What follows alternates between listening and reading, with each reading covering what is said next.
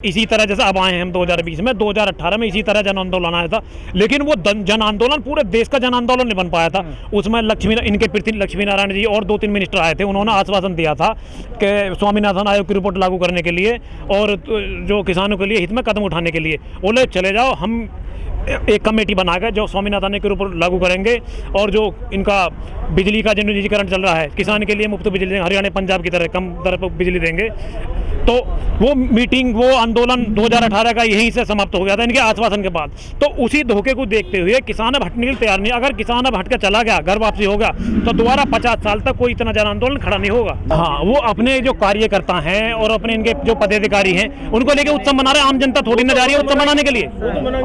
आम जनता देश की इनके उत्सव में कहीं भी शामिल नहीं हो रही है। अगर ये शामिल हो रही है तो ये लोग क्या कर रहे हैं, लोगों को पैसे और मिठाई वो लालच देकर लोगों को बुला कर उत्सव मनाकर दिखा रहे हैं लोगों को कि हम उत्सव मना रहे हैं, हमारे 4 साल बहुत अच्छी तरह से सफल हो गए।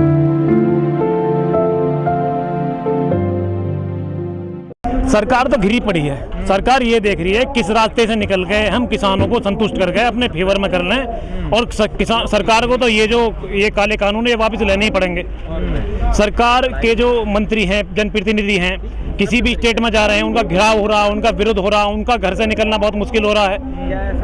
तो सरकार तो इस परिस्थिति में फंसी हुई है कि ये जो हम कानून लेकर आए हैं इससे हम किस तरह से बचें। सरकार तो बचना चाह रही है। कुछ टाइम बाद सरकार कहती है कि हमने 2 करोड़ रोजगार का जो वादा किया था वो जुमला है। एक जुमला कैसे है, देखो, जो भी सरकारी उपक्रम है, रेलवे हो, BSNL, एयर इंडिया, इस सबको तो बेच रहे हैं। जब सारा भी ये प्राइवेट हाथों में चला जाएगा, सरकार का इन पर आधिपत्य नहीं रहेगा, तो सरकार इनमें रोजगार देने के लिए बाध्य नहीं रहेगी।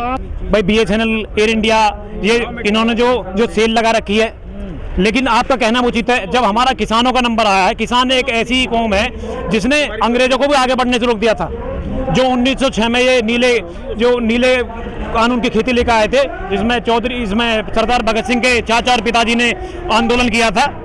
तो किसान तो वो कौम है जिन्होंने अंग्रेजों को रोक दिया था। सर, ये तो लोकतंत्र में चुनी हुई। हाँ, ये अंग्रेज नहीं है, ये मोनो पॉलिसी वो इनकी अंग्रेजों वाली है। अब एक बात, 70 साल में ये जो सरकारी उपक्रम है ये खड़ी की है 70 साल में, जैसे BSNL है, एयर इंडिया है, जितने भी हमारे उपक्रम है सारे। अब धीरे धीरे अभी टीवी में आपके माध्यम से पता चल रहा है कि सरकार जो मंत्रालय हैं उनकी संपत्ति बेचना चाह रही है। सरकार उनकी संपत्ति बेचना चाह रही है। जन कल्याण कैसा होगा? लोगों को, सबको रोजगार, सबको चिकित्सा, सबको शिक्षा, यही तो होता है जन कल्याण में। वो देंगे, प्राइवेट कंपनी आएंगी। प्राइवेट कंपनी तो शोषण करती है। प्राइवेट कंपनी तो आपका थोड़ा सा काम करेगी, उससे ज्यादा पैसे लेगी। प्राइवेट तो जैसे पहले साहूकार पे कर्जा देते थे, पैसे किसानों को कर्जा भी देते थे साहूकार। तो जनता का शोषण रोकने के लिए बैंकों का राष्ट्रीयकरण किया गया। जैसे पंजाब नेशनल बैंक को लाला लाजपत राय ने नींव रखी। उसमें क्या था, एक तो लोगों का पैसा सिक्योर हो गया। अब कल लोगों को क्या है, प्राइवेट बैंक में लोगों को पैसा रखा है, और किसी की बेटी की शादी, किसी के बेटे की शादी है, किसी को जमीन के लिए अपना बीज या खाद कुछ लेकर आना, बैंक चले गए, वहाँ पता लगा नीरव मोदी, मेहुल चोकसी, अन्य जो ये पैसे लेके भागे, वो पैसे लेके भागे, वो बैंक ही बैठ गया। सरकार कहती है कि हम अब बाध्य देंगे, ये प्राइवेट बैंक है। अब क्या होता है, अगर बैंक सरकारी है तो सरकार बाध्य है पैसे देने के लिए। अगर किसान का, हमारे जनता किसी का पैसा वहाँ पर रखा हुआ उसके लिए सरकार बाध्य है, फिर सरकार पल्ला झाड़ देगी। और ये जो भाग जो रहे हैं, मेहुल चोकसी है, नीरव मोदी है, विजय माल्या, ये जो भाग रहे हैं, ये सब सरकार के चेले चपाटे कमीशन देकर जा रहे हैं। तो ट्रैक्टर खरीदेंगे, मोबाइल खरीदेंगे और जो लेगा वो खरीदेंगे, क्योंकि बगैर ट्रैक्टर की खेती नहीं हो रही। तो सरकारी कंपनी का क्यों नहीं खरीदा? सरकारी कंपनी कौन सी बना रही है आज की डेट में? बनाती है, आप लोगों ने नहीं खरीदा, बंद हो गई। हाँ, तो इनका ही मोनोपॉलिसी वही है ना, सब कुछ प्राइवेट करने के लिए ही। आज डीजल 81 रुपये पहुंच गया। 2014 में ये 50 के लगभग था, पेट्रोल 65 रुपये था। इसी डीजल से हमारे खेतों की जुताई होती है ट्रैक्टर में डाल के। ठीक, अच्छा, DAP महंगी हो गई, यूरिया महंगा होगा। और 2013-14 में जो निजी नलकूप है, ट्यूबवेल सिंचाई के लिए जो ट्यूबवेल होता था, उसका जो बिल था 450 रुपये था। आज वो 1400-1500 रुपये बिल है। तो खेती की लागत बढ़ी है।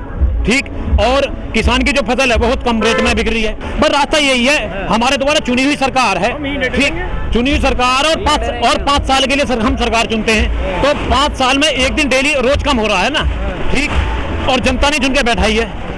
तो जब तक अगला चुनाव 24 का चुनाव आएगा, हम बैठे रहेंगे, इस सरकार को हटा देंगे।